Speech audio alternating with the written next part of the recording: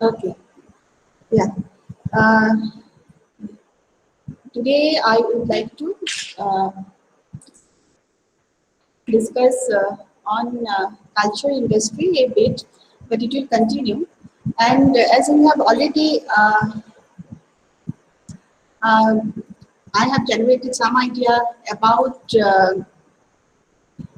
propaganda model that will also continue today.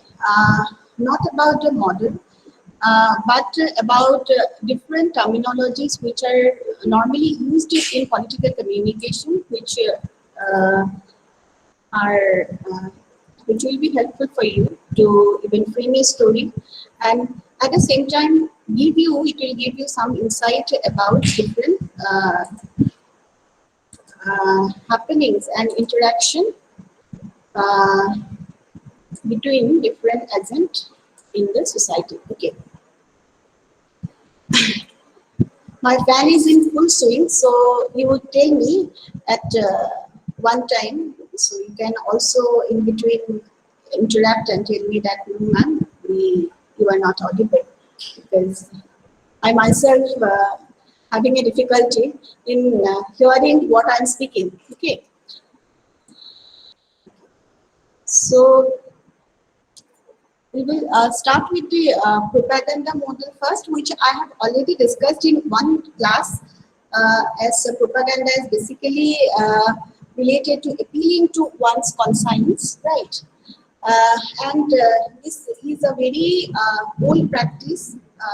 Once our civilization got settled, it is said that propaganda is uh, one factor that has actually led to, uh, create a political organization.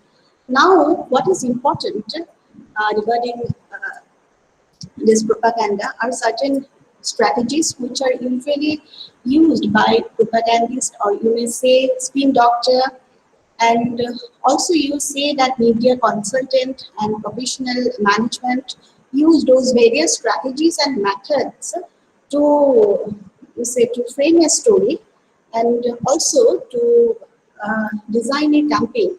So in one class we have discussed about how to approach a campaign. So that is not sufficient, because I did not incorporate enough information and adequate information.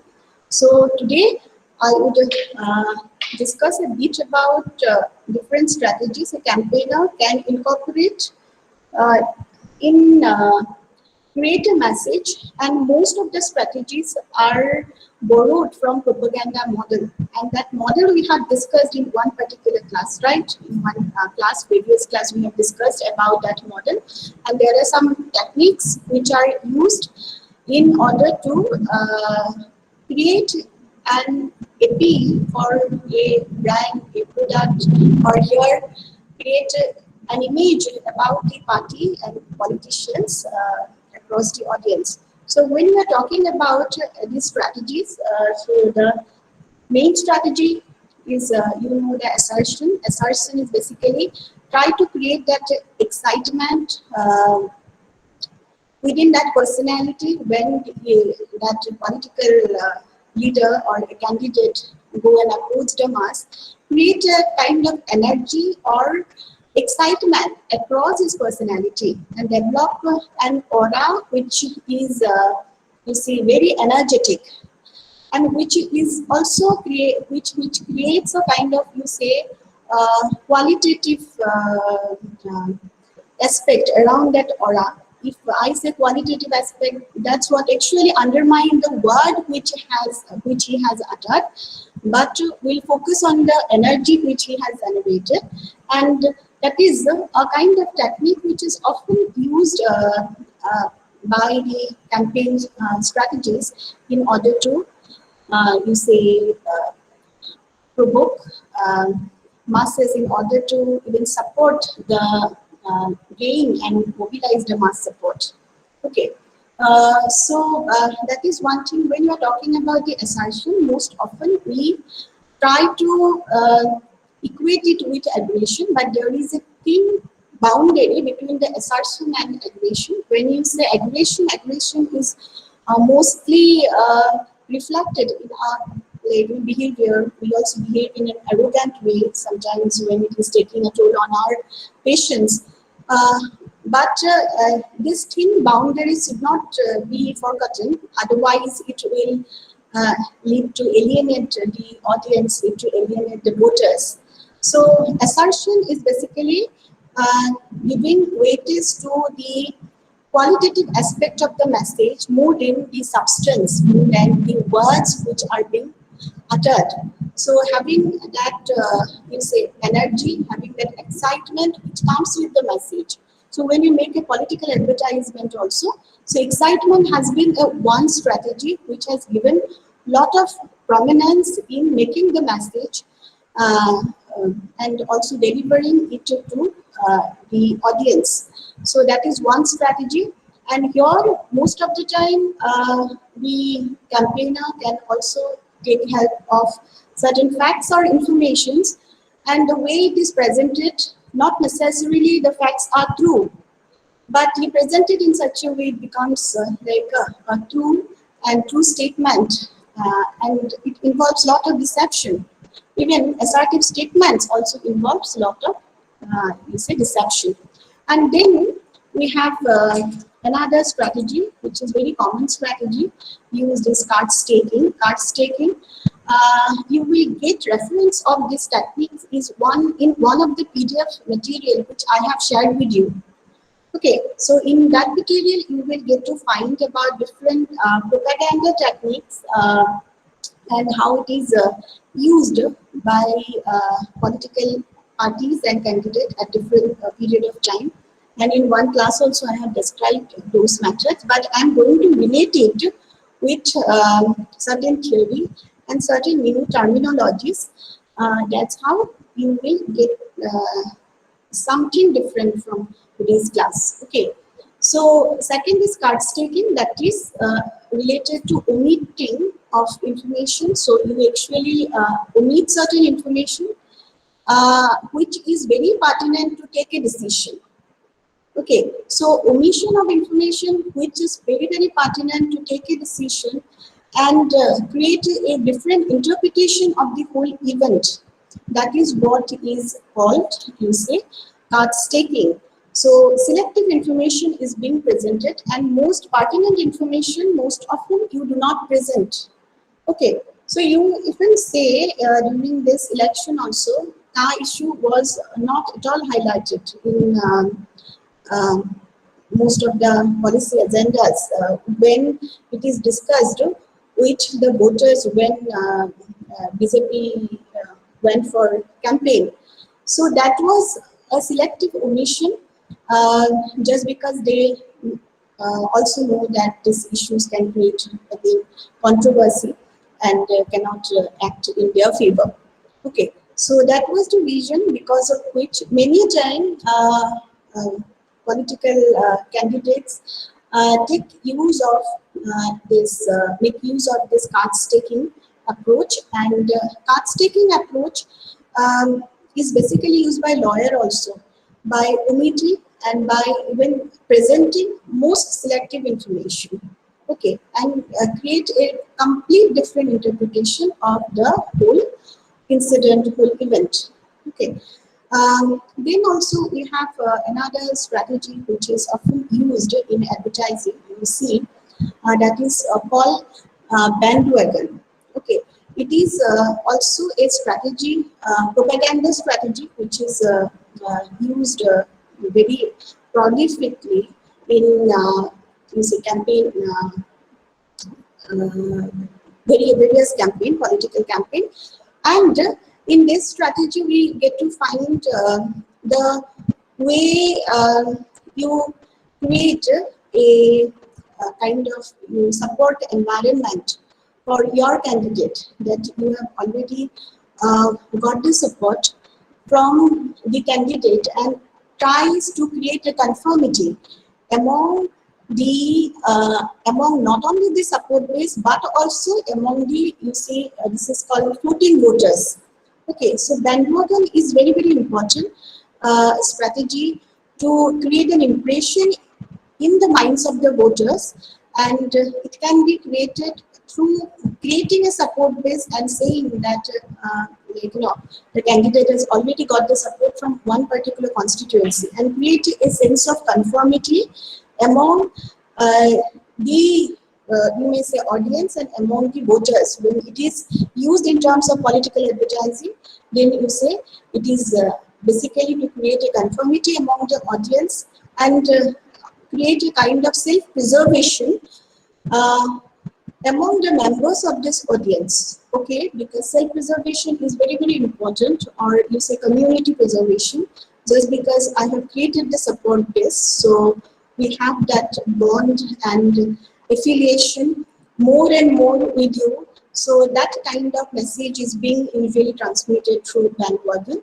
Okay, uh, and it is often we found in you say campaign strategies as well as political advertising. Okay, and then we have another method that is called uh, name calling, and also pointing out enemy.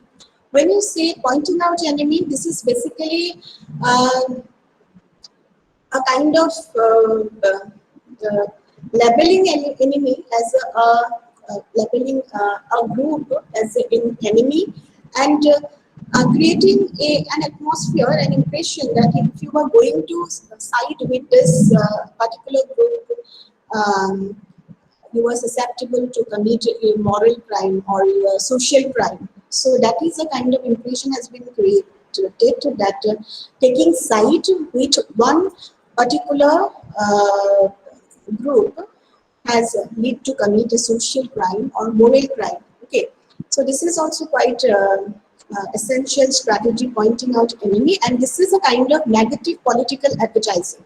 So political advertising may be advocacy based, it may be comparative, or it may be negative advertising. And negative advertising is used most of the party candidates when they try to create a very negative kind of image of the opponent, and at the same time uh, they also created recall in the mind of uh, the you see voters. So any negative advertisement, negative message of the opponent will definitely create a kind of recall in the in the minds and heads of the voters. But at the same time, it may also lead to voter turnout. So the negative advertising is responsible for voter turnout. So in propaganda, in campaign also, these methods like you say name calling as well as pointing to the enemy, these are two strategies usually used, and these are negative strategies which are used. And in political advertising also, these negative strategies are used in order to create a recall in the minds of the voters, but at the same time, it is responsible for voter turnout, like limited voter or low voter turnout. And because most of the time nowadays voters are apathetic, especially youth, but Modi has a different uh, you say a strategy to uh, create an interest among the youth, but at the same time you could see that there is a drop in the interest among the youth regarding the politics, and they don't vote on you say party line, they don't vote on their affiliation to one particular party, but most of the time the voting is based on certain judgment, and that is related to how one party is favorable or good for someone's personal circumstances. Right, it is good for me or not good for me. So on that individualistic basis, most of the youth usually go and vote. So in order to attract this, you say, floating voters, many a time negative uh, campaign strategy has been used, and negative political advertising is also used where negative message has been distributed, pointing out the enemy. So you have to, you do not have choice but to side with us, to align with us. Otherwise, so you will be, you know, uh, ostracized. That kind of message has been designed, but it will also lead to low voter turnout, and that is one, like, aspect of propaganda. And also we have seen that name calling is a very uh, uh, you say kind of label, very negative label, which is attached to one group, uh, based on ascriptive identities or based on some irrational, um, uh, you say, affiliation. So that negative attribute has been attached, and also verbally attack that particular group. So basically verbal attack to one group, one individual, and this is also a part of herd survival instinct in order to, like, uh, in order to create their own, that is what you want to create your own space. So these are the strategies which are also often used in propaganda, and these two strategies are also often used in political advertising, although negative in nature. And again, we have another technique which is called uh, that lesser than two evils. Lesser than two evils when it actually refers to when you do not have, you say, diversity of opinions. So it is a way to restrict the differences of opinion, or restrict the diversity of opinion. Or you are given two choice: either you be a part of, like, the problem or the solution to this problem. So like that way, so you are given a situation where you can compare. Okay, so and you compare not because, you say, not because you, because of this attribute, that intrinsic attribute of one particular product, but you actually compare just because you do not have more options given. Okay, so in product we often use that, like, lesser than two evils. Lesser than two evils, this technique, it is often used in a product like, you say, clean fuel, then clean, and clean fuel, and you all greenwashed kind of idea, like energy saving electronics, okay, organic cigarette. So it is often used in various products, and in party you actually limit the choice between two. And most of the time when party walk away, so many a time party walk away from the scene because of intimidation or because of other reasons. That is also limit the choice among the voters, and then voters will definitely pick one or another. So that happened even in West Bengal, you see, political scenario when Congress completely walked away, and the anti-TMC vote has not been splitted as much as it could have been. Hence, Congress would carry out their rally or also put some effort to get some vote. So, so that was also a strategy, lesser than two evils strategy, which is often used in most of the campaign. Uh, Most of the campaign and campaign strategies, and also it is a part of advertising. Also in advertising you get to find this method is used to create a message. Okay, and then you have this called tame folk, which is often used, the regular guy, which is often used by even Modi, so to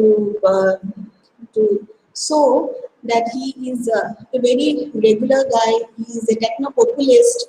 So populism itself is a strategy. It is a propaganda strategy nowadays. So although it involves a lot of contradictions at times, but you see that popular culture and populism has been got sanctioned by even this British school, and allowed that it is device, it is also a vehicle to create a lingering effect on the minds of the audience, on the minds of the voters, because of the appeal which it can generate, and because of the you say critical mass. They can also have some critical thinking as opposed to Adorno's thinking. I will bring to Adorno here. So who said that mass culture is very dismissive, manipulative, and he was in favor of avant-garde culture and high culture, right?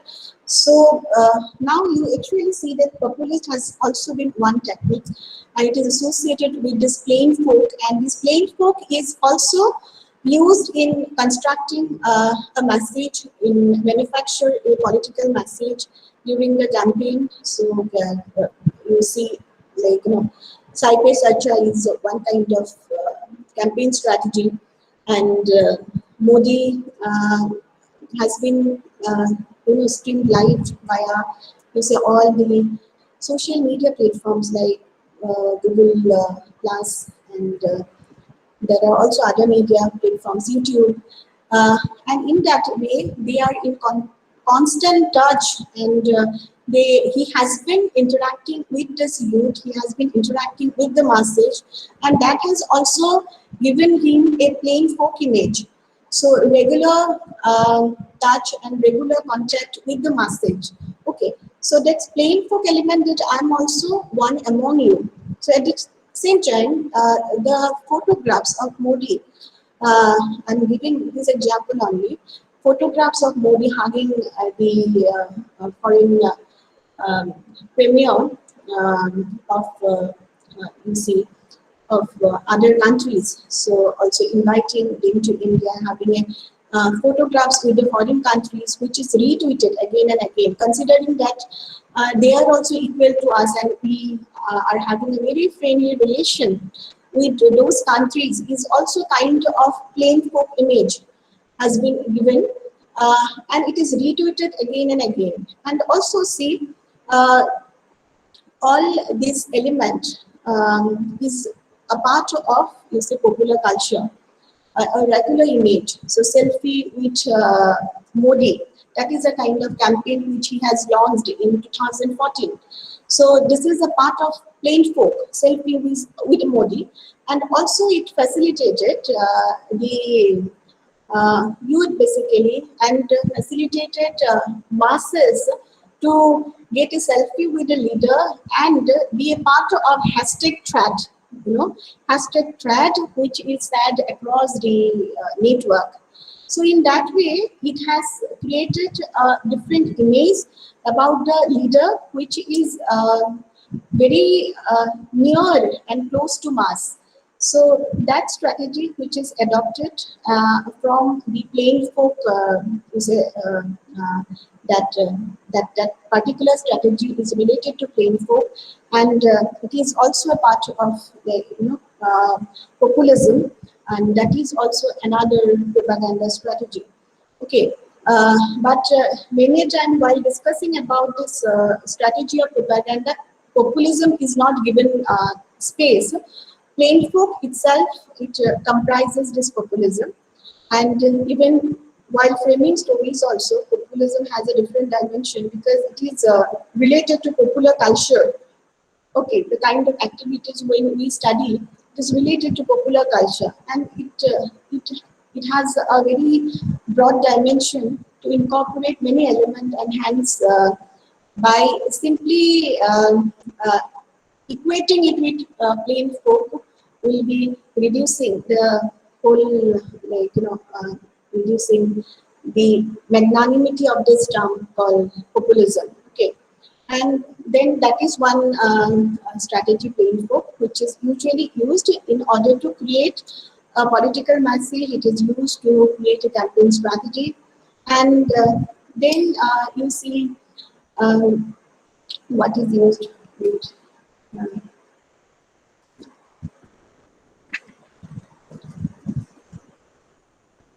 glittering generalities. Wow. Now, glittering generalities are like you have seen that democracy, liberty, equality, freedom. which often we utter this very word, which have a wider social acceptance without even thinking you will accept this word, right? So it has created a kind of acceptance among the people, and it has also instigated people and the community to go and be loyal to one particular party, one group, one individual who's uttering them. And also it focuses on trust and also the self sacrifice, the loyalty, as I've already told you. So this works as a binding force of the community, right? All these glittering generalities work as a binding force of the community, and most of the time political leaders use this kind of generalities in their campaign message. So as for example, that Vikas Purush, that is a kind of aura and impression which Modi created in 2007.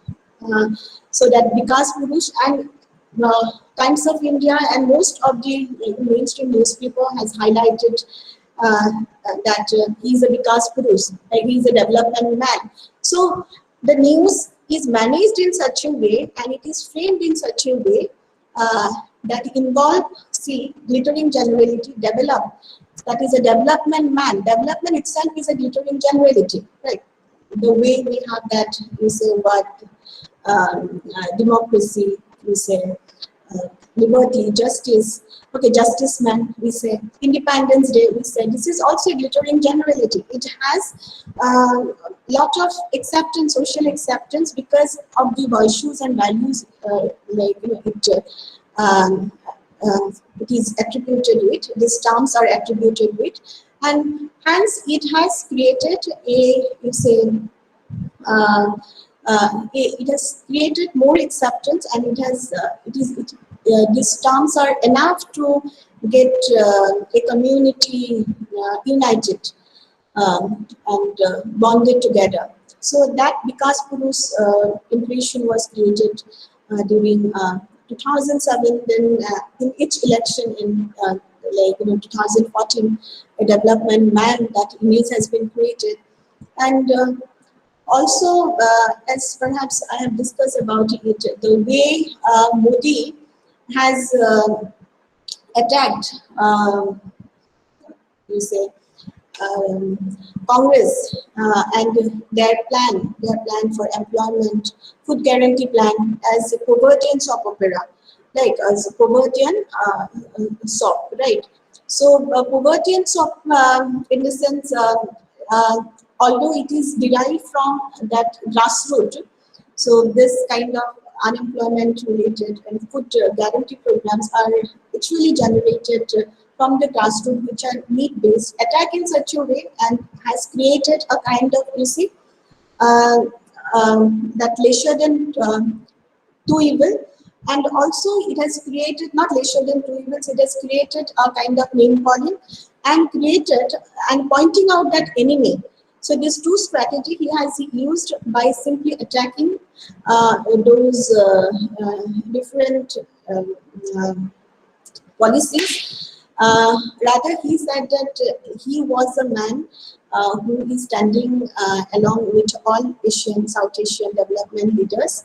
And he is the man who, according for him, so every day is, you say, election day, that what he reveals at an international forum, just because um, he is surrounded by peasants and every time he's getting the updates, and he's also quite updated, and he's the one who check iPod every morning, and in that way also he has created an impression of, you say, techno-populist impression.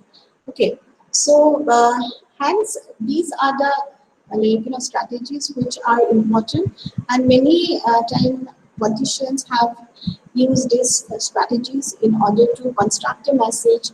Patriarchy is one strategy, constructive message, campaign a constructive message based on not patriarchy. So here are not patriotism, sorry.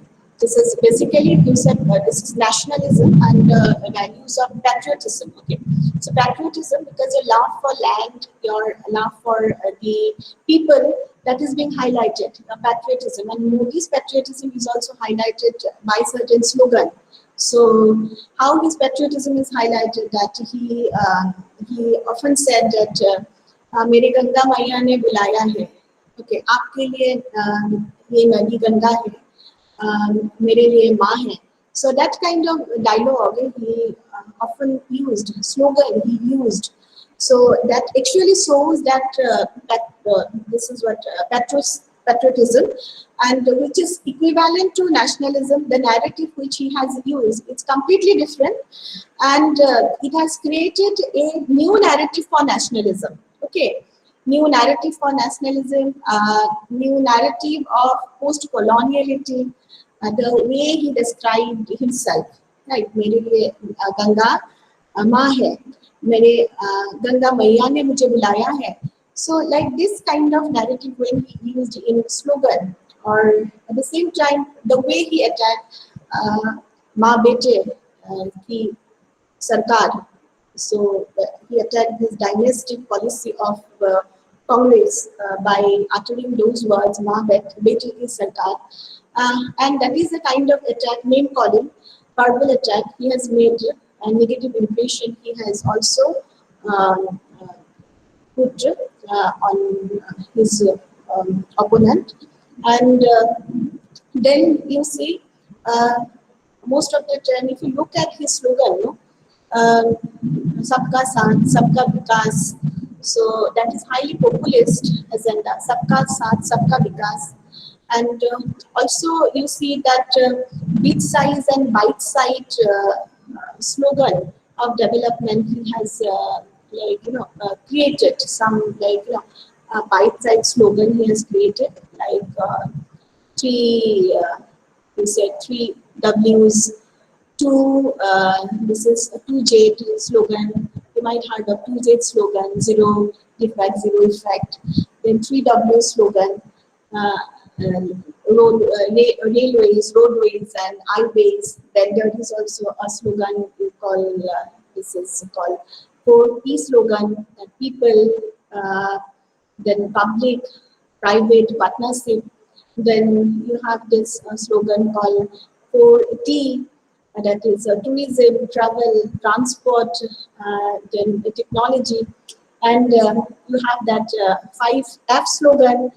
This is basically this will include that fiber, personistas, then farm, then foreign, and farm, foreign, and that is one thing. So like this way, and there are actually 5: the farm, foreign, fiber, then personistas, foreign. Okay. So like that way, he has created some slogan, and there is a reason also why he has created, and it is entirely based on this alphabet premier, and that's how it will attract the mass, and this is related to mass culture. This is related to popular culture. Okay, so while we discuss about the popular culture, you do not have, and you cannot have a most vibrant example than Modi, because he has used all the populist technique. Although many a time we consciously questions whether his strategies are populist or not, because we are talking about the kind of strategies which are used many a time. This is anti-populist. He's talked about Narmada Bachao Andolon, that is entirely anti-development. He said it is anti-development. So it is anti-people also. At the same time, a critic viewed it as an anti-people. If he is saying anti-development, it is anti-people.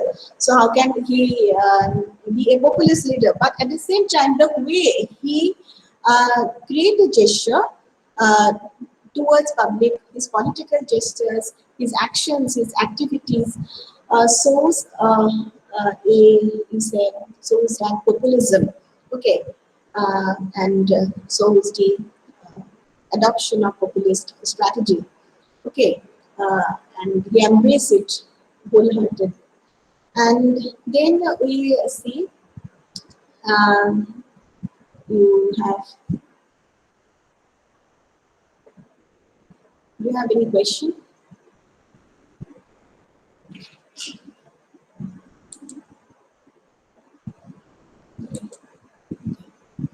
Okay, so and if you look at the way he has created a slogan, okay, so he has created different slogans. No, as I have told you, a bite-sized slogan he has created, and there is a reason behind creating this bite-sized slogan, right? There is a reason is that first to attract the mass, and second, by creating this slogan, he calls out everyone who, who can relate to this word and unite under one signifier.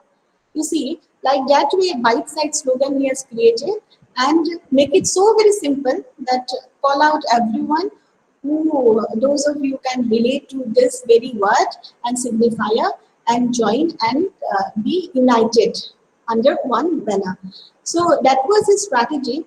And at the same time, you also see that he has created those negative campaign message you actually see, secular, uh, all of you know, and that you have this message called Pakistani, and don't send love letters to Pakistani. That kind of remarks he already made in television. Right, and when he is asked what he will do for India, he said, "What I have done for Gujarat," and he publicized the world rank which Gujarat has received for good governance because of ease of doing business. He has publicized, and he simply said that what he has done in Gujarat, he will also do in India. So, so this kind of populism he has take recourse to, and now you have seen now he's crying. He's not arranging oxygen cylinders. So, and he also said tears, and also making arrangement, unable to make arrangement for COVID patients, and he's shedding tears.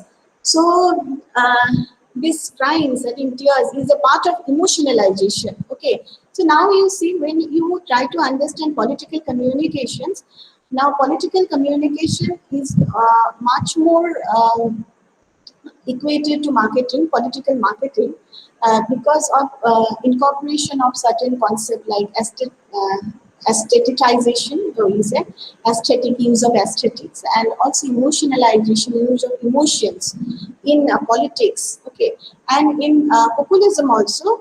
In populist strategies, you get to find the use of aesthetics, you get to find the use of emotions more and more. So when we are talking about use of emotion, that means use of pathos, right? So it is one of the key elements of persuasion, use of pathos. So not just simply having that empathy and sympathy. Uh, I could remember one incident when that four boys killed during car hesitation.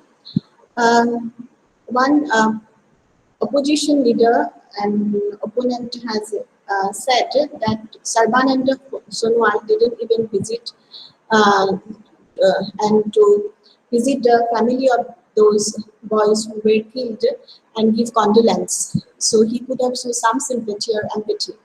So that actually worked against his impression, right? So that pathos now usually, like it is a part of their campaign, permanent campaign strategy. And most interestingly, and even you see, unfortunately, it has been a part of the permanent campaign strategy, this pathos. And so that ordinary voters have an idea that he or she is also a human being like us, and he's not something who is completely detached, right? And hence that emotion is always used to trigger the voters and also mobilize the support of the voters. And most of the time emotion is not necessarily you shedding tears or you showing the empathy, but also um, execution of policy in such a way which is sensitive, the outcome of which is sensitive to the group which will be affected. So that is also related to emotionalization. So there are some practical and pragmatic element also lies in emotionalization of politics, and this emotionalization is a part of, let me tell you, it is a part of populist communication now, and it is also pretty much part of this you say campaign strategy and political advertising, because they will try to create a communication which can have effects and which is relevant to uh, day-to-day life of ordinary people. Okay, and that's how you can make politics relevant to everyday life, and you can take like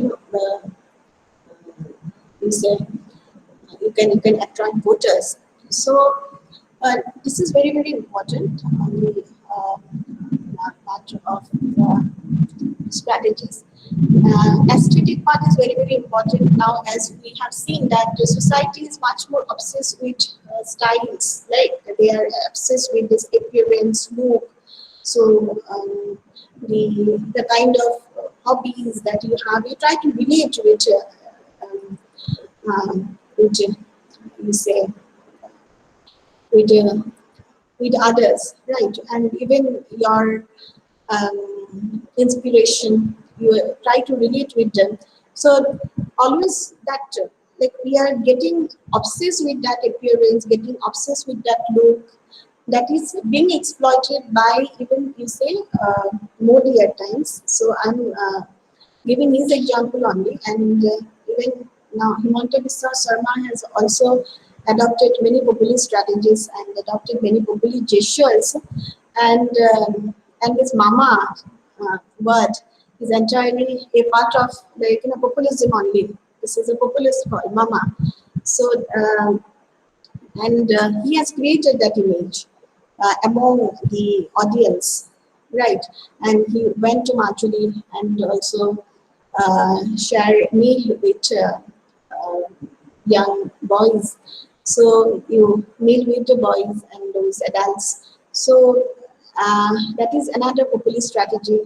And also the strategy went to satras and took blessings from Satradhikar. So this kind of you see activities and action of political actors are related to populism. The way uh, Modi is also given a different kind of impression how culture is related to Indian Hindu cultural aspect is related to his personality. The way he you see he performed fast and he visited temple and on yoga day he usually does yoga. So this kind of activities and action of Modi is related to Hindu culture, and that has also created a popular appeal among the mass. Okay, this is one thing. And apart from this, what is important is the testimonials or star power, which is often used by most of the political um, uh, actors and candidates. The star power is often used, and celebrities and the power of you will see the achievers are often used, and they endorse the politicians, and they say that they are with the politicians, and they create an inspiration for us and for the audience, because we aspire to be them. We aspire to be you say we aspire to be like those celebrities and those achievers.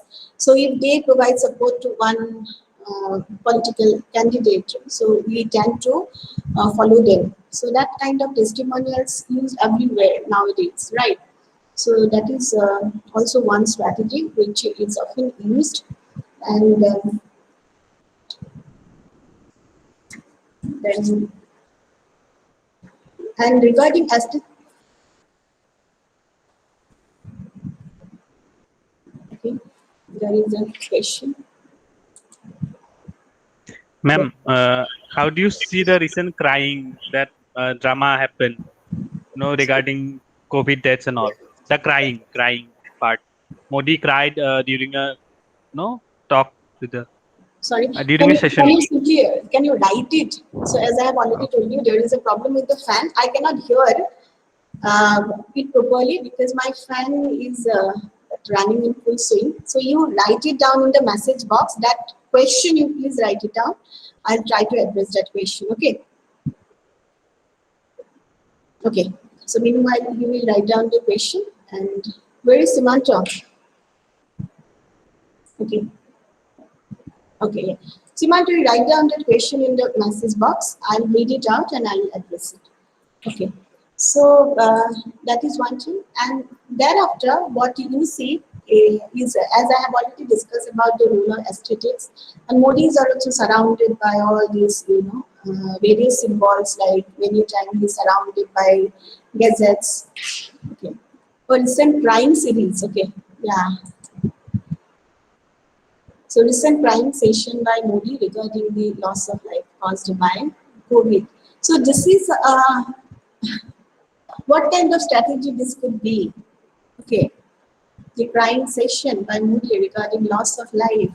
Will this be a populist strategy in such time of despair? Let me tell you, uh, populism has been dismissed by various scholars in Frankfurt, and now it has got acceptance by even within school that it can be a very important strategy uh, to educate the mass and to be close to mass, and you cannot even think that mass do not have critical thinking. But when you are talking about populism, as I have already told you, populism, the culture, populist culture or popular culture has been denounced by most of the proponent of culture industries. Okay, so and the most associated name with populism is Adorno, right? When you are talking about this crime, this is a kind of populist strategy, and it involves that emotionalization of the whole incident. But you see that when you cry, like every ordinary guy is trying to create a sentiment among us that I'm also among you, and situation is not in my hand, so there is no other way but to shed tears. So that crime episode can be related. It is a part of his populist strategy, entirely part of his populist strategy, because as I have already told you, there are different strategies.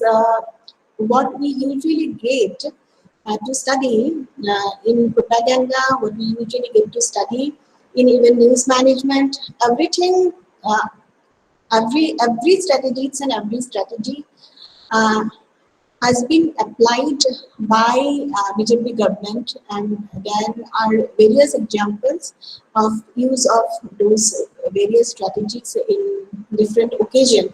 So emotionalization has also a positive side when you make the policy which is uh, uh, and making the outcome, you implement the policies in such a way, and when you formulate the policies in such a way which is sensitive to the need of the community, implement it such a way that outcome is sensitive to the need of the community, that is also emotionalization. And it is equated to populist strategy. And now crying, it is also a kind of emotionalization, and here it is say it is related to, you say, um, that human interest story. It is related to drama. With drama, human interest, these can be very, very important frame of, you say, dumbing down aspect of media. So now also you see this dumbing down, this is a different kind of, like, um, not, it is not a strategy at all, but this is a phenomenon which actually came. It is related to infotainment, and this is basically related to the scandals and this what that emotional that not related to emotion, but this celebrity coverage, that scandals and all kind of coverage related to food, salad. So that is related to public relation aspect of media. And so crying session is highly populist. According to me, it is also a kind of populist gesture, and it is related to this emotionalization. And when you are talking about this aesthetic part, an aesthetic part is nowadays important, and the way you dress, the way you speak, so it does matter a lot. The way you maintain yourself, and in that way, many a time you see Modi surrounded by these gadgets, Modi surrounded by all this. Technologies, and he's clicking a you say he's also projected in such a way that a photograph of maybe Vivekananda is behind, and also you see that populist strategy is there during election when he is wearing a gamusa, and then one nurse from Kerala is giving him injection. So that is also a part of populist strategy, because everything is constructed. So this crime episode is also constructed. So people can view that way, and it is constructed because being a prime minister, we can like understand that okay, you are part of our sorrow, so you share sorrow with us, and but at the same time you put your hands down by saying that you cannot do anything when people are looking up to you, that we need life, we need better public uh, better public service, public health facilities. We need oxygen, and we are looking up to you, and you are simply shedding tears. Okay, so something which is not acceptable at all. So that is a part of emotionalization aspect, and that is a part of populism, but which is not acceptable. But I don't mean to say that emotionalization every time is not acceptable. It is acceptable phenomenon, and it is being used in media. Okay, these aestheticization factors, emotionalization factors, these are being used in media, and these are part of populist strategy. Okay, infotainment now, like in terms of news management. In fact, the way news are being managed is also a part of populist strategy. Okay, so as I have already told you, simplification of everything. The way you have used some euphemism. So in agenda and framing class, how you frame a story and how you create a narrative around an event, narrative on an event. Uh, and so the way you frame one particular story is actually depends upon how you establish a relation with the source, and also the information subsidiaries you have.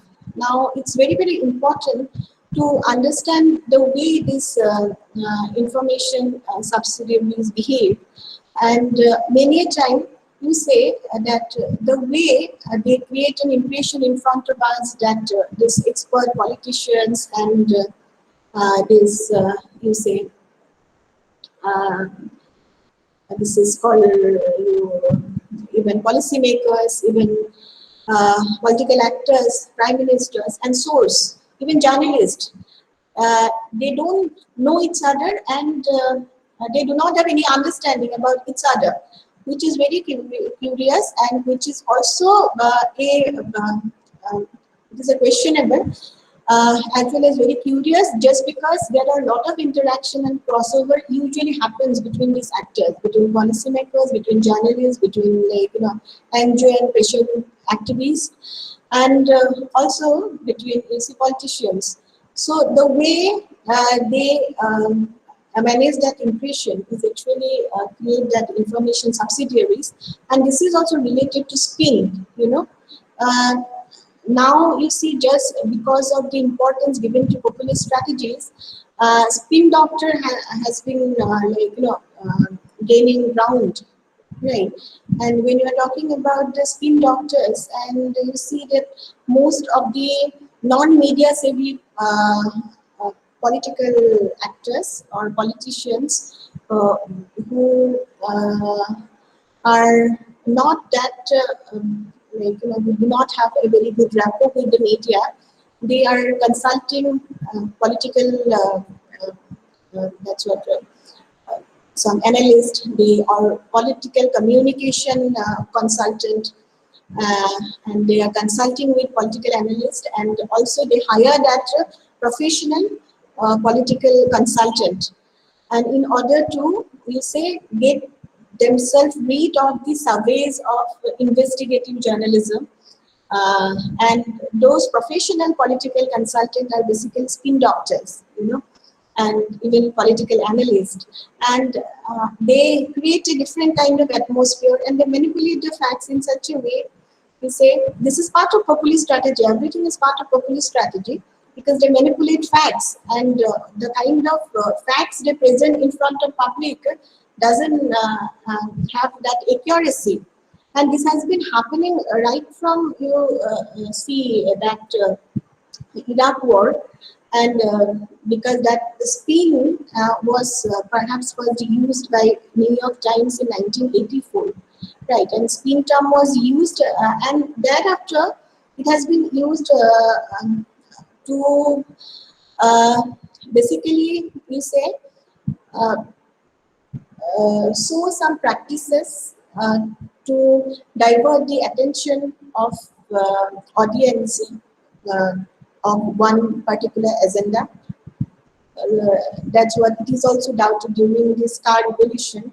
It is looked at with suspicion when we get to find this that Kisan revolution and agriculture bill, tree bill came up, and there was a Kisan revolution across this India. So many a time political analysts also said that, or communication specialists, they said this is a kind of, this might be a kind of spin, so that diverting our attention from Ka issue to Kisan issue.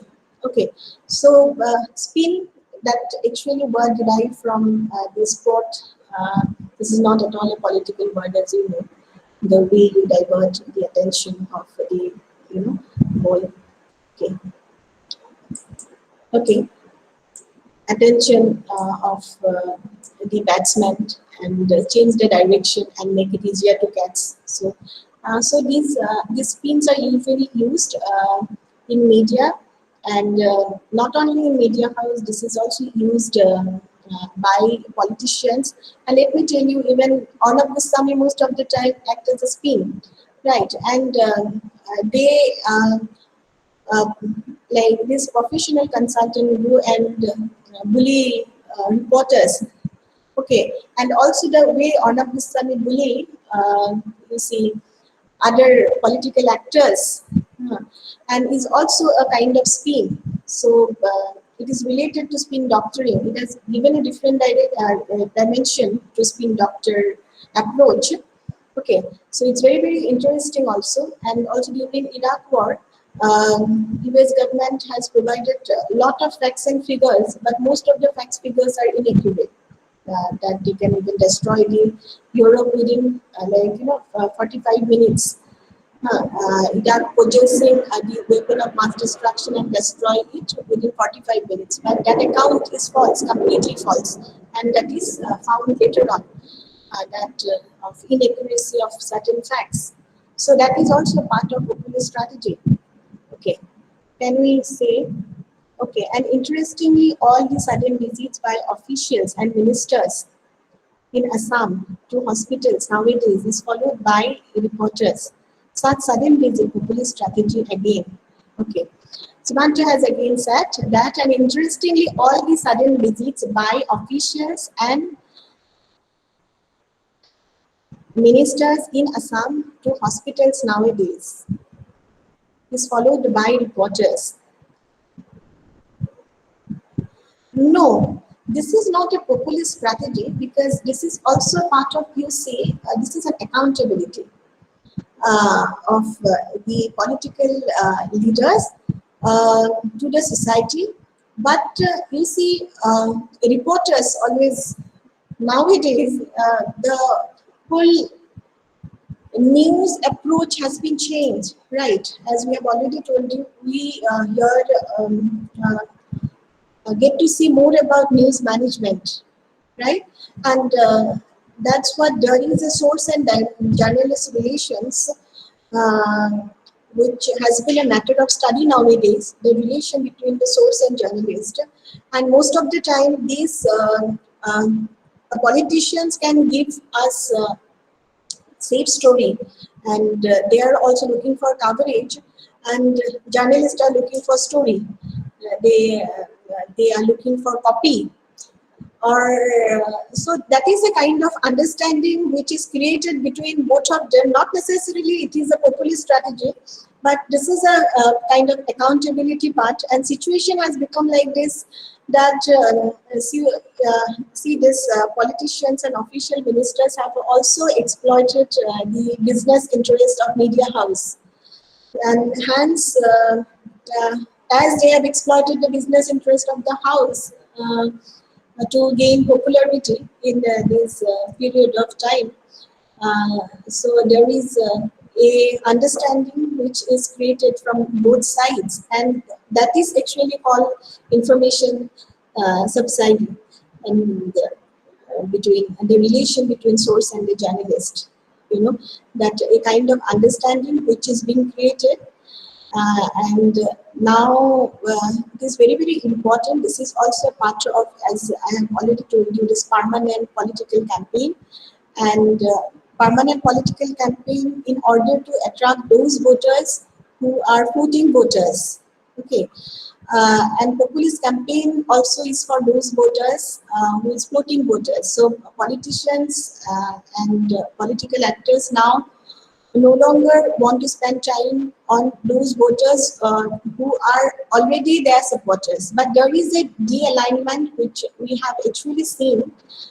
De-alignment is a very important trend which is noticed. It is basically a kind of apathy which we get to see among the public, and no longer they develop a lifelong loyalty towards one political party. We are talking about the public, we are talking about the citizens and voters.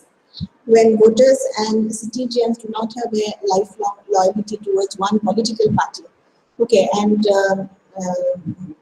hence that has created uh, a stimulus for permanent campaign on the part of party. The parties are usually go for permanent campaign nowadays.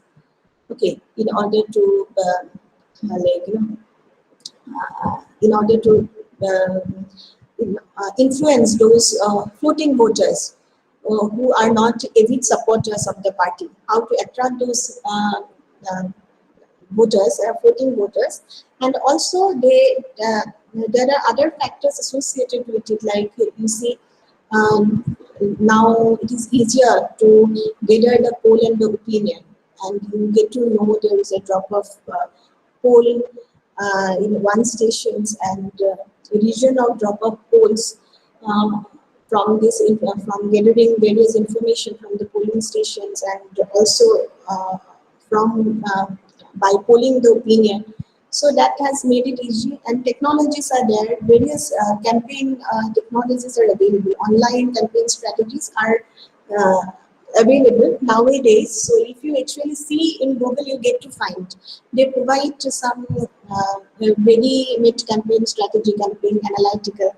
So you also get to get a good campaign plan with the help of this software, and automatic, like automation softwares are also there. Campaign analytical tools are there nowadays. So get help of these various strategies. So it is easier to make a campaign. But that ongoing contact and touch with the mass is very, very important, and that is the part of populist strategy. And populist strategy is getting more and more important because of internet, actually, because of rise of these you say technology. Earlier, populist strategy is related to the scheme and policy that a political party usually adopts, like this poverty alleviation, and you say this unemployment, even food security, guaranteed food security. These are also part of populist policy.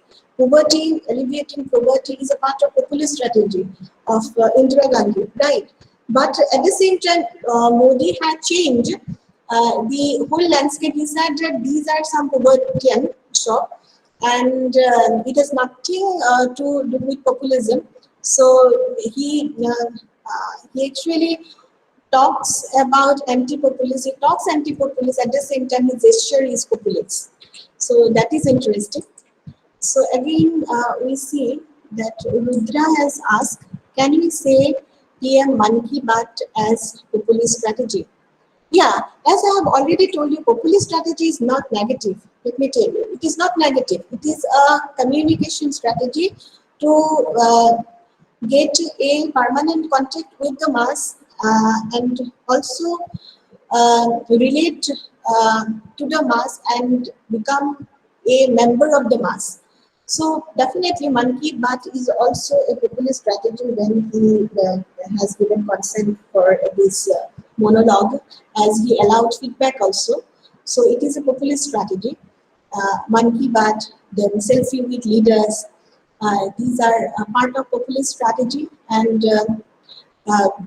many times he comes live with like live in Google Plus and all this internet strategy technology which he use, and the way his messages are being retweeted and shared, that has again you say that has been a part of populist strategy. So sharing, retweeted, that is based on likes.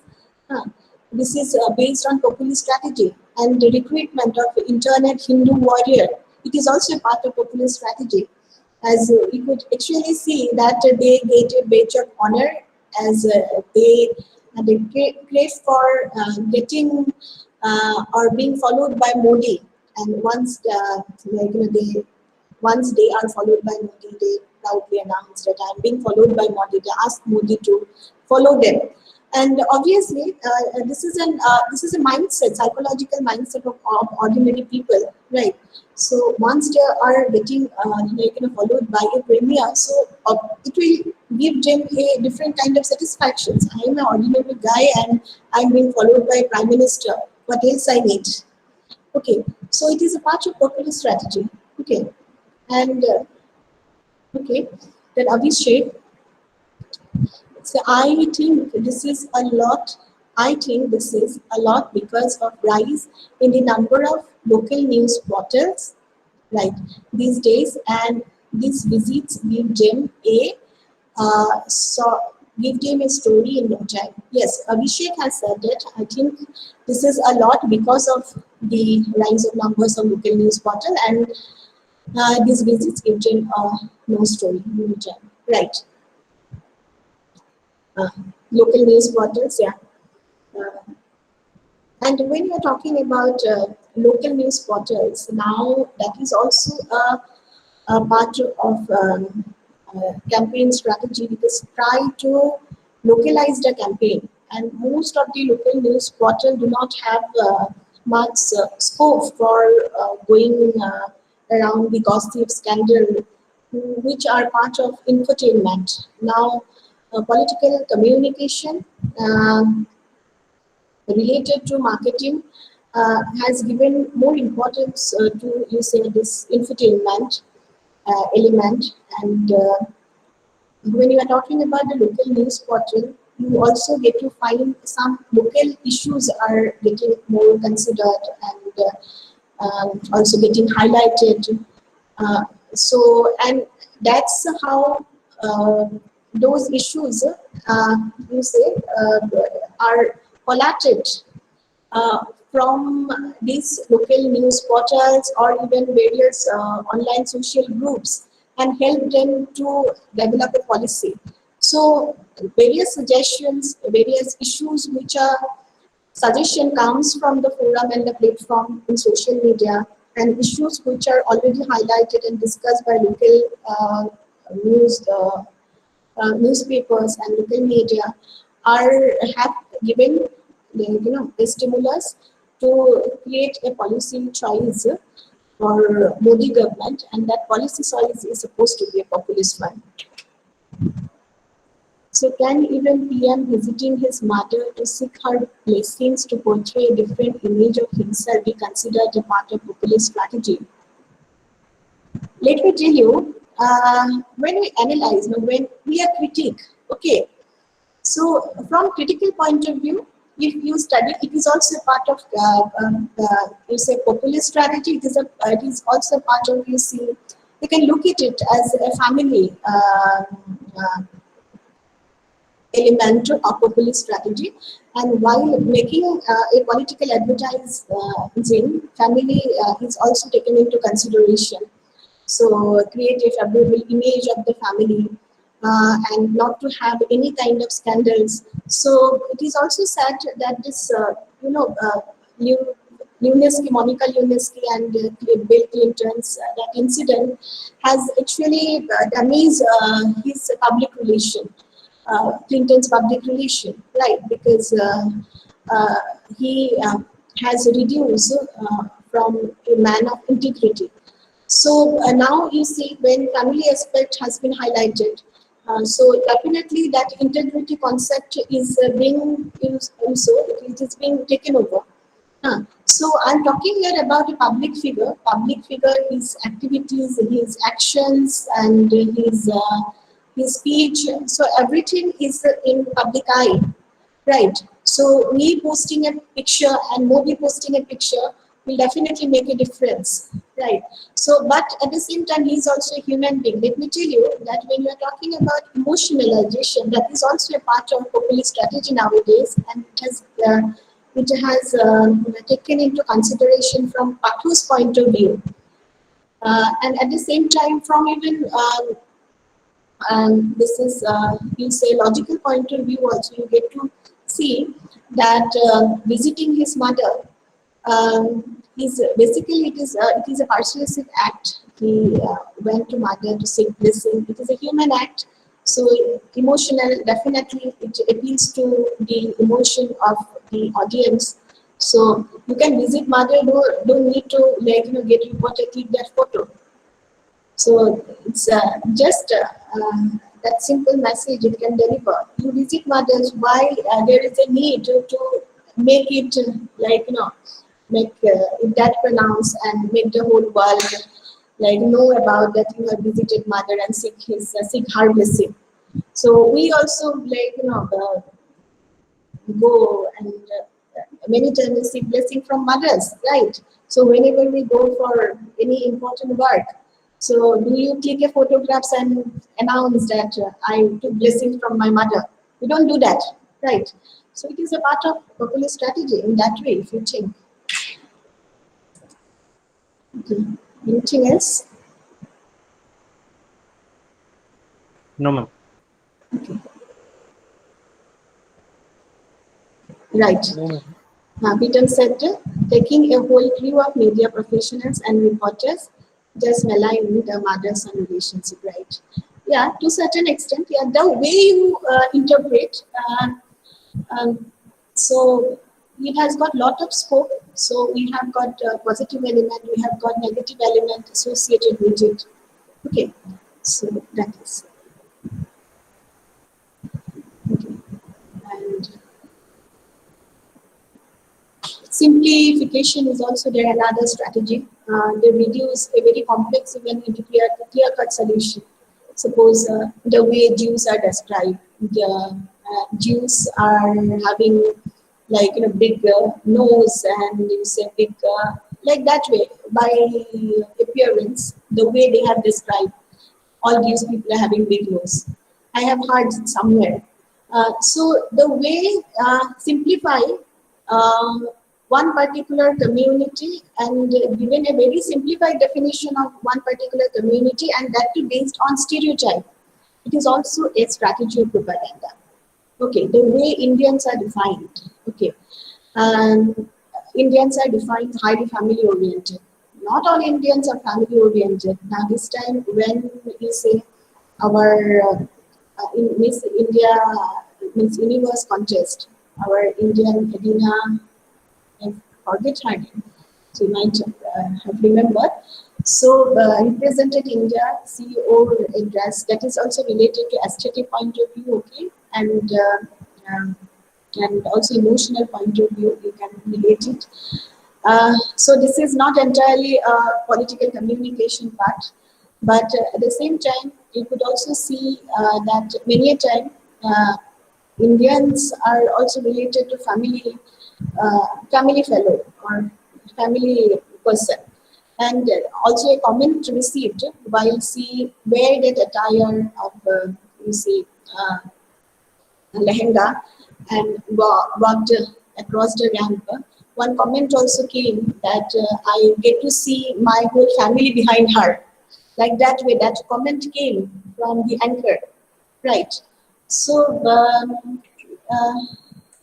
so that is a kind of simplification. So you get to find that that is also one strategy which usually used by political actors to simplify an event, to simplify naming one community by stereotyping their image and also based on some ascriptive identity like race, gender, and caste. So simplify and stereotype one community. So that is one like you see strategy which is often used in campaign. Okay, and then uh, and it is all these campaigns are related to. Let me tell you, we have discussed about this populism. We have discussed about different strategies of propaganda, and in order to create an appeal in the minds of audience, and at the same time, you see, it is very much uh, related to cultural phenomenon as you see that mass, as I have already told you, that mass culture is often said that it is dismissive culture, and I don't know who happen to be uh, the name associated with cultural industry, who said that because of this globalization and because of this convergence, and technological development, uh, the product that we derive from media, the finished product, is entirely, uh, you say, uh, reduced to cardboard image, cardboard image, which is usually used even in political campaign strategies also, because you say Modi presenting and behind you get to see red Fort cardboard. So said that there is an assembly line productions in media industries, and all that matter is accounts and balance sheet. Accounts and balance sheet play a more major role than the actual creativity of those production crew and those media person who are engaged in producing a story. Uh, and hence, it doesn't give much scope to creativity and to create a communication rationality. So your communication rationality has been highlighted. This term has been highlighted by Habermas when he discussed about public sphere, right? And when you are talking about the finished product of media out of that assembly line approach, um, and that is entirely based on you say work, consume, and confirm. So these are the three norms which are followed in most of the media agencies now, which are, and these three words are associated with the popular culture. You see, work, confirm, and consume. So each and every agent of public, if each and every public, each and every individual is reduced to a consumer now. So they are passive consumers, and they will work, definitely work for money, but there is no creativity involved in their productions. So also they will conform to the norms. So there is also a suppression of dissent just because of conformation to the norms. When we discuss about these very strategies, populist strategies, as I have told you, you say the strategy like pointing out the enemy, name calling, uh, and there are also other different, even simplification is also one strategy. When we discuss about these strategies, basically this conform to one group ideology, conform to one group behavior, and create a standardization and acceptable behavior, and that's how they try to create a uniform culture.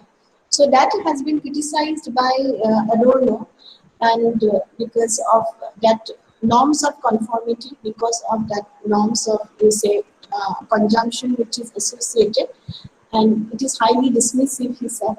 Adorno has said that it is highly dismissive, popular culture is highly dismissive, and it cannot create like that the aesthetic that we are looking for. It cannot create that, it cannot give us the creativity which society is required, because he also highlighted the importance of non-conformity.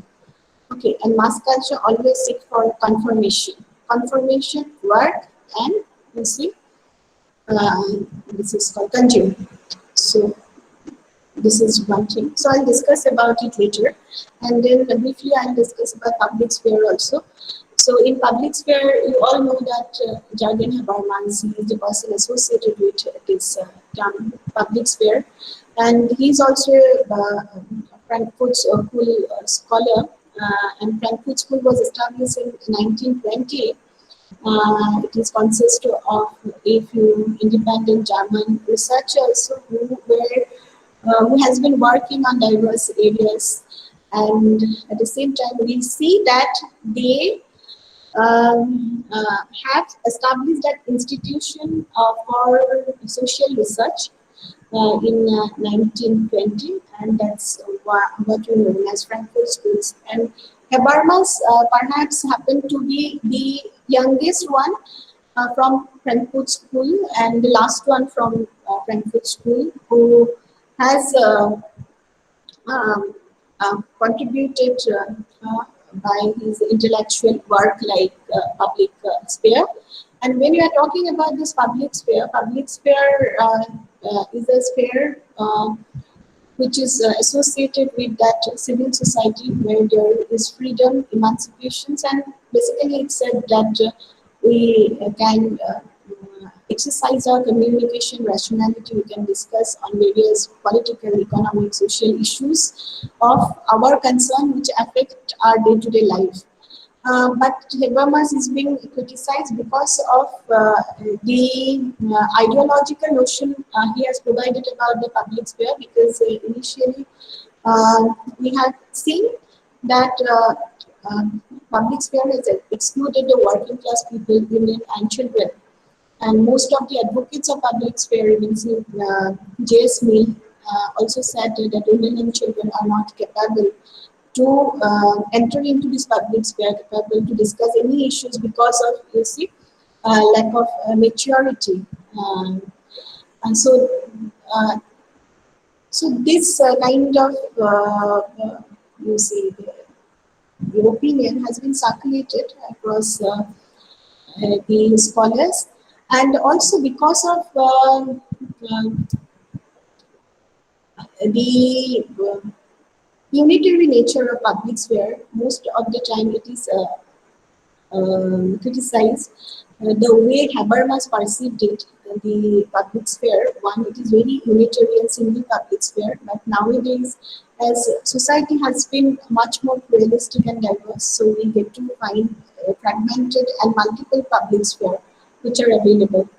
And it is essential for studying what is actually happening in public sphere, because it is also equated to you see solidaristic block, which has provided interpretation of which has been provided by Gramsci. So you can relate this theories, don't know, Gramsci, and also you will see this Horkheimer and Althusser. Uh, so how they have provided some insights into uh, the communication word and how it can be used into different practices. And when we are talking about Gramsci also spoke of, other day somebody asked me, okay, Abhishek once told me the way brigadiers are repeating the statement of, you say, politicians. So why it is happening? Just because of, you see, because of the regulation and control of civil society and public sphere by government and by state. And this has been already highlighted, this was highlighted by Gramsci in 1960, and he happened to be a Italian intellectual, and he spent most of the time in jail, and he was a Italian. He was from that Italian Marxist, like communist group, and he mentioned how this ideological apparatus. He did not actually spoke about repressive apparatus and ideological apparatus, but he mentioned that the civil society and even the school, civil society, intellectuals, organic intellectuals are being hijacked, are being controlled and regulated by state apparatus. And Ramsey uh, has actually mentioned about the lacunas of Marxism. Marxism did not speak about this culture and politics, and hence he has highlighted the importance of culture and politics because that has actually created the base and superstructures, and also this that politics has that created that environment so that there will be more and more accumulation of capital. The same thing has been highlighted by Althusser also, but by giving a very clear line of, you say, clear line of connection between base and superstructure. When he is talking about the base, he said base is basically consists of, you see, the economy. So our economic interest, that what comprises the base, and political structure, legal structure comprises the superstructure, and superstructure help to uh, make the base survive. That means our economic interests survive, and our economic interests are dominated by, you see, uh, uh, capitalist basically, and hence state has created an instrument for the survival of capitalism. Okay, so state has created an instrument for the survival of this capitalism, and state has created a condition for smooth running of capitalism so that they can accumulate more and more wealth. And the same kind of idea you get to find in Gramsci also. Gramsci spoke about hegemony, and Althusser spoke about, you see, ideological apparatus and repressive state apparatus, and base and superstructure. He is saying that repressive apparatus of state like police is there, what army is there, use of coercion to um, uh, eliminate any kind of dissent, strike in the society. And that's how they maintain the hegemony, what Gramsci spoke of in the society. Okay, and at the same time, we can say that ideological apparatus will always translate the communication and policies of ruling party uh, to the mass, and in such a way that will favor the ruling party only and favor the capitalist. Okay, and they create a small, very false subjective consciousness that we have already discussed in one class. They have created a false consciousness, this ideological apparatus, by translating the messages, but translating the various policies of the government. They create an illusion in the minds of the people. They create in the minds of mass, basically in the minds of ordinary mass, in the minds of worker. Um, and a false subjective consciousness is being created among them, uh, so that they cannot think beyond that. And this false consciousness is basically consumption, consumer-oriented mindset. So that they cannot think beyond that. That's what Adorno has also highlighted. That once we are into consuming, trade, we look for more and more, consumption, and we also go for conforming to all the norms. So we forget what is actually happening to us. So we forget about the market exploitation. So that is what is being highlighted by, you say, uh, so these scholars and theorists. Uh, and when you are talking about the hegemony, uh, Gramsci has also said that there is an alternative to hegemony bloc. There is an alliance between, um, you say, there is an alliance between this state capitalism and such. And so all these ideological apparatus in the society, and that is an hegemonic alliance are usually formed in order to advance their interest. And there is also a alliance which is of, you say, solidaristic, which is known as solidaristic bloc, which is of the relation of, you say, um, intellectual and workers, relation of different functional groups. That's how we can even subvert the hegemonic alliance. So that is a solution Gramsci has provided. But you say Althusser was a very depressed man, and he also killed his wife. He is a French philosopher who killed his wife in 1980, and he went to jail also. And he has provided a very depressive account of his writing and his idea, and he denied the potential of mass to revolt against the uh, authority, and also he denied the potential of the mass to change the history, potential of the mass to exercise freedom. So you see some differences you will find in the application of these very theories. So it is also interesting. Okay. Yesterday, I was reading a paper on how locating Gramsci in like the Delhi's Shaheen Bagh protests. Okay. Yeah. What have you found?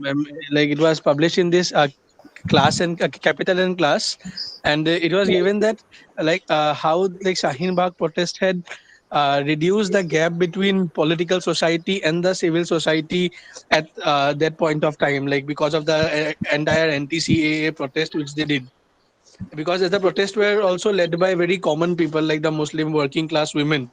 So they came out to the Shaheen Bagh, and like they were like the as well as apart from being a women, they were also oppressed minorities at that time. So how this entire protest contributed to like the Indian left wing politics, and how the gap between civil and political society has reduced. Okay. Oh, you mean to say that that article has read that the protest has already minimized the gap between the civil society and political society, right? Yes, ma'am. Yes, ma'am. Okay. So yeah, it is good actually. If you see, you, that is a different kind of counter hegemonic approach which has been created, and when there are effort from government side to subvert any kind of protest and subverting this freedom, And now also you see the Noam Chomsky's those element of manufacturing consent, often it is said that it is not that relevant. And because of the advancement of technology also, and hence protest has got a different kind of, you say, expansion and spread because of this technological advancement. Uh, and hence, uh, we have different incident of that counter-hegemonic alliances, and the way Gramsci has, you see, Gramsci has spoke of this solidaristic bloc has been created as a counter-hegemonic, like tendency. Uh, there is more and more connection between this, functional groups, and that is possible because of this internet. So it is good, but at the same time, as I have already told you, there is a phenomenon called class of civilization. This is not started in India, but it has been started in West, and we are imitating the Western models every time. Many times we've also sacrificed our Indian understanding of politics, our Asian understanding of communication, and West has criticized the oriented nations as very feminine and or very emotional. They are not pragmatic, okay, and caste-ridden like that way. But we actually see that that civilization, class and civilization, is basically international. It has got a different. It doesn't have. It is not limited to India because it is an international event. So that you say that. Targeting the Muslim community, as I have told you. It is an international event. It's a civilizational clash between this Christianity and you see this Muslims. It is there, and here we are trying to create a civilizational clash among Hindu and Muslim.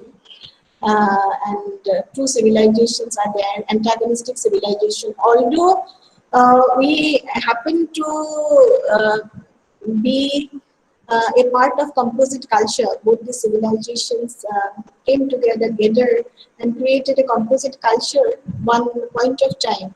So we have example of Nanak and Kabir. But we see by creating this class, in a way, we are creating an en bloc voters, and we are also getting benefits from the voters and block voters. So what you have read is quite interesting. If it how it has happened, so it is good um, because now you see that class should not there should be there should be some reform and some change, and there are different approaches to change and reform um, uh, to a very, you say, traditional and conventional approach, and that's what young are actually looking for. Okay, I will not continue much. If you have any other question, you can ask. Otherwise, I will stop today, and I will take a class. If not tomorrow, then day after tomorrow, I'll take a class. And today, I'll take the exam by I put it 3:30. No, make it 4. If you do not have any problem, make it 4 by 4 o'clock. Ma'am, can this be 3:30 itself? 3:30. It will be Yes, convenient. ma'am. Okay. Okay then. Okay. Anything else, Abhishek? No, ma'am. Okay then.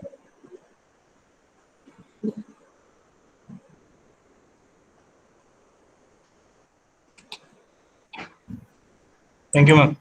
Thank you. Thank you, ma'am. And Thank you, ma'am.